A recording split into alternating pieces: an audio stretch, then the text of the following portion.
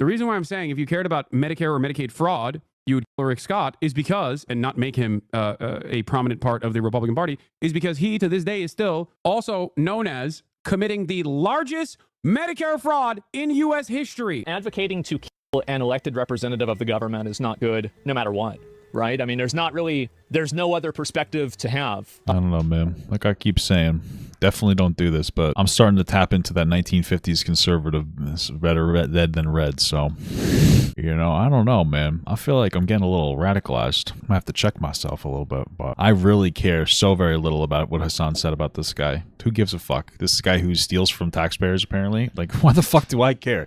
Yeah, Hasan deserves a ban. We shouldn't allow this kind of shit to happen, but what the hell? Well, I'm not going to pretend I'm morally outraged by this. Like, yes, for value's sake, he should get banned for that. You know, you shouldn't be saying stuff like that.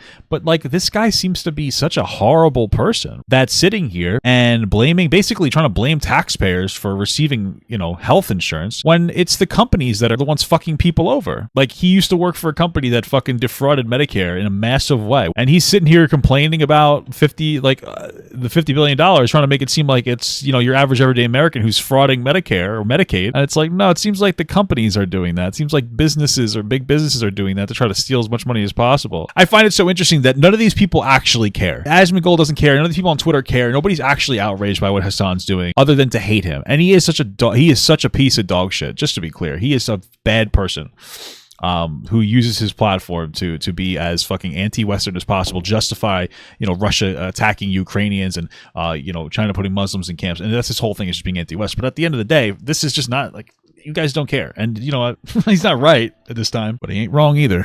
So I really don't give a fuck.